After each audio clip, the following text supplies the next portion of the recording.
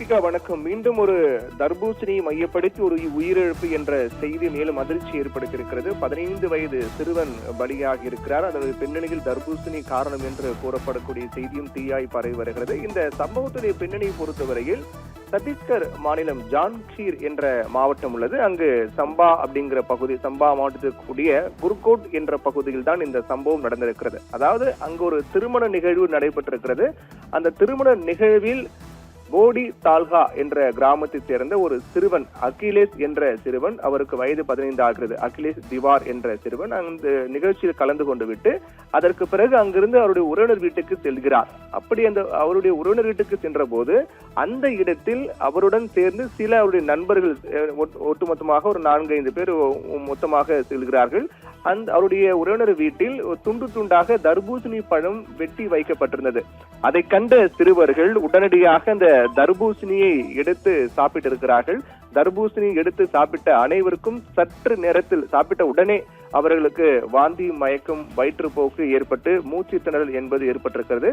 உடனடியாக அருகில் இருந்தவர்கள் மற்றும் அந்த சிறுவர்களுடைய உறவினர்கள் பாதிக்கப்பட்ட சிறுவர்களை மருத்துவமனைக்கு அழைத்து சென்றிருக்கிறார்கள். அப்படி மருத்துவமனைக்கு அழைத்து செல்லும் வழியில்தான் அகிலேஷ் திவார் உயிரிழந்திருக்கிறார். மற்ற சிறுவர்கள் அவசர சிகிச்சை பிரிவில் அனுமதிக்கப்பட்டிருக்கிறார்கள்.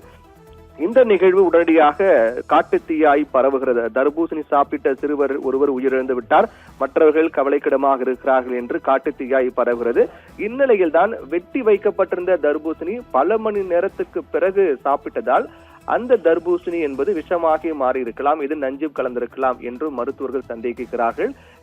இதையடுத்துதான் உயிரிழந்த சிறுவனின் உடல் பிரேத பரிசோதனைக்காக அனுப்பி வைக்கப்பட்டிருக்கிறது. பிரேத பரிசோதனை அறிக்கை வெளியான பிறகுதான் அதிகாரப்பூர்வமாக சிறுவன் உயிரிழப்புக்கான காரணம் என்ன என்பது தெரிய வரும். ஏனென்றால் ஏற்கனவே இது போன்ற சம்பவம் நடைபெற்றது. அதாவது கடந்த சில நாட்களுக்கு முன்பாக மும்பையின் பைதோனியன் பகுதியில் கடந்த சில நாட்களுக்கு முன்பாக ஒரே குடும்பத்தை சேர்ந்த 4 பேர் உயிரிழந்தார்கள். அந்த ஒரு நிகழ்ச்சியில் கலந்து கொண்ட போது அப்போது அங்கு இரவு விருந்து நிகழ்ச்சி நடந்தது.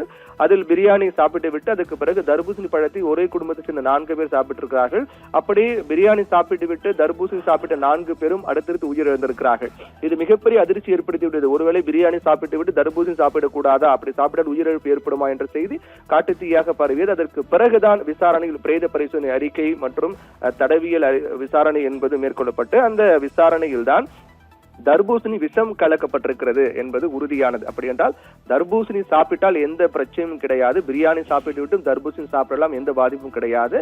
ஆனால் அதில் விஷம் கலக்கப்பட்டிருந்த காரணத்தால் தான் இந்த உயிரிழப்பு ஏற்பட்டது என்பது உறுதியானது. இதனால் தர்பூசணி குறித்த அந்த சர்ச்சைகள், அதே போன்று அந்த தகவல்கள், தர்பூசணியால் ஏதேனும் ஆபத்தா, இது போன்ற செய்திகள் எல்லாமே முற்றிலும் தவறானது என்பது மீண்டும் உறுதிப்படுத்தப்பட்டது.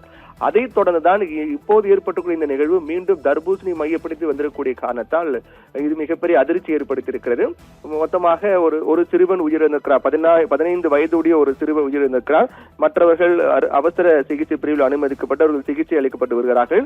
இந்நிலையில் தர்பூசணி சாப்பிட்டதால் உயிரிழப்பு ஏற்பட்டதா என்ற கேள்வி வரும்போது, தர்பூசணி பொதுவாக அது வெட்டப்பட்டு பல மணி நேரம் கழித்துதான் அவர்கள் சாப்பிட்டு இருக்கிறார்கள். அப்படியே பல மணி நேரமாக வெட்டப்பட்ட தர்பூசணி ஏதேனும் கலப்படம் இருந்திருக்கலாம், ஏதேனும் விஷம் ஏதேனும் கலக்கப்பட்டிருக்கலாம், அல்லது தர்பூசணி விஷமாக மாறியிருக்கலாம் என்றுதான் மருத்துவர்கள் தெரிவிக்கிறார்கள். இருந்தாலும் அதிகாரப்பூர்வமாக பிரேத பரிசோதனை அறிக்கை வெளியான பிறகுதான் அந்த உயிரிழப்புக்கான காரணம் தர்பூசணியா, தர்பூசணி ஏதேனும் கலக்கப்பட்டதா, மும்பையில் நடந்த நிகழ்வு போல அப்போது தர்பூசணி விஷம் கலக்கப்பட்டிருந்தது, அதுபோல இந்த தர்பூசணி ஏதேனும் விஷம் கலக்கப்பட்டிருந்ததா உள்ளிட்ட விவரங்கள் முழுமையாக அதிகாரப்பூர்வமாக தெரிய வரும். ஆனால் தர்பூசணி பொறுத்தவரை உடலுக்கு நன்மை தரக்கூடிய ஒரு பழம், அதுவும் இது போன்று வெயில் காலங்களில் நீர்ச்சத்து நிறைந்த பழங்களில் முதன்மையான பழமாக தர்பூசணி இருக்கின்றது. அந்த அடிப்படையில் பார்க்கும்போது தர்பூசணி என்பது அனைவரும் உட்கொள்ள வேண்டிய மிக முக்கியமான ஒரு சத்து நிறைந்த ஒரு பழம் என்பது மாற்று கருத்து இல்லை.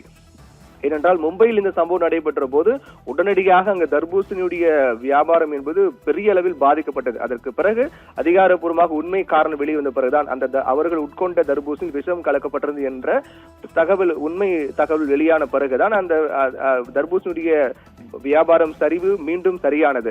அதைத் தொடர்ந்து தற்போது சத்தீஸ்கரிலும் அதே போன்ற ஒரு நிகழ்வு ஏற்பட்டிருப்பது என்பதும் அதிகாரப்பூர்வமாக மருத்துவருடைய பிரேத பரிசோதனை அறிக்கை வெளியான பிறகுதான் இந்த சிறுவனுடைய உயிரிழப்புக்கான காரணம் என்ன என்பதும், தர்பூசணியால் தான் இந்த மரணம் ஏற்பட்டதா, தர்பூசணி விஷம் கலக்கப்பட்டதா என்பது தொடர்பான அதிகாரப்பூர்வ தகவல் செய்தி என்பது வெளியாகும். அதுவரையில் இது போன்ற தர்பூசணியால் இந்த மரணம் ஏற்பட்டது என்ற பொய் செய்தியை யாரும் பரப்ப வேண்டாம் என்றும் சமூக ஆர்வலர்கள் தரப்பில் வைக்கப்படக்கூடிய கோரிக்கையாக இருக்கின்றது. தீபிகா.